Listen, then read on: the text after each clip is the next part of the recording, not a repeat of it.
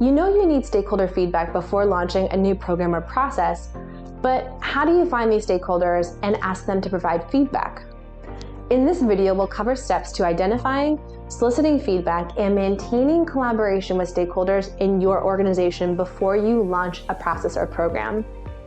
As an HR or people operations manager for your organization, the manager population is one of the biggest groups of stakeholders that we work with. For almost all of our efforts, we will want to have a group of managers identified who we can work with during ideation, development, and implementation of our process or programs. In the example of onboarding plans, if we are starting from scratch, building a process for the first time in our organization, we will want to know who is already providing onboarding plans of some sort to new employees. You'll want to determine what their current process looks like, or if they have any input as to how this process could be done better. So to find these managers, you can actually work with some senior managers or maybe even leadership and ask them for names of managers in their organization who are hiring often. And then you can also ask if any managers are currently spearheading onboarding efforts in their part of the organization as well. Once you find a subset of managers who are already supporting onboarding efforts in some way, you can seek to have a conversation with them and say something like this.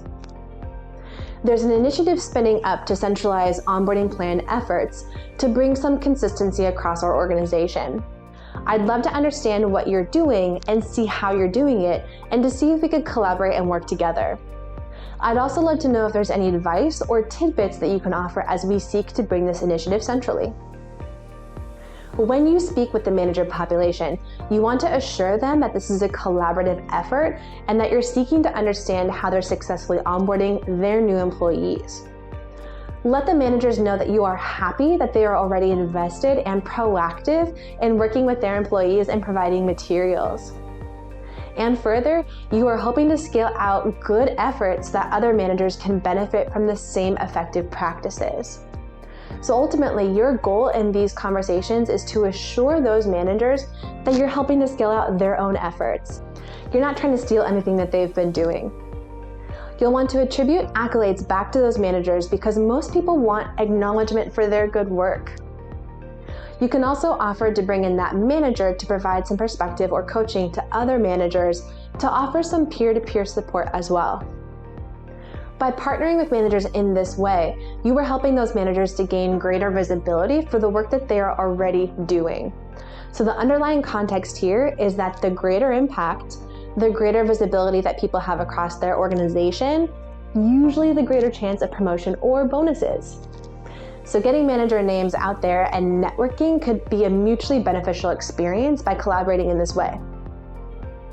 Subsequently, as you are identifying and working with a subset of managers who are already interested in your new onboarding plans process, you should continue to collaborate with them to seek feedback on your intended process changes. Those managers will be able to tell you what's currently working well or what's not with the onboarding process.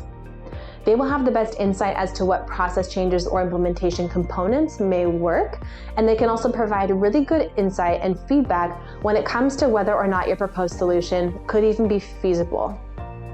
By partnering with these managers closely, you can seek to understand how willing the greater manager population will be to change or adapt their way of working to operate within the parameters that you are setting in place.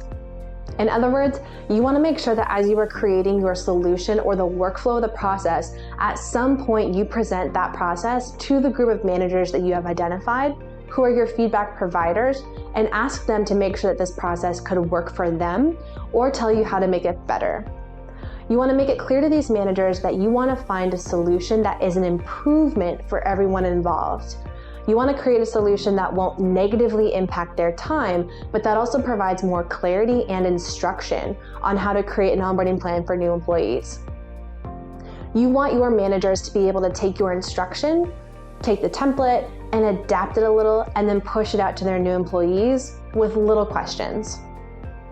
Your intention should be to make sure that the managers that you are working with are excited about this change and will hopefully evangelize this change with their manager peers. So for example, during their own team meetings with other managers, your hope is that those managers speak positively about the changes that you're implementing and how your solution will effectively help to onboard their new employees. Those positive encouragements can help other managers adopt your new process and will be essential for the successful implementation of your process or programs. So what are some of the ways that you collaborate with managers or other stakeholders in your organization? Are you interested in tips or scripts that could help you lead a feedback conversation with stakeholders? Let me know in the comments. And don't forget, if you're working for an organization or a team where you need to implement a new onboarding process or program, or create a training program from scratch, subscribe to this channel and follow along as we roll out more videos on how to start and launch scalable employee programs.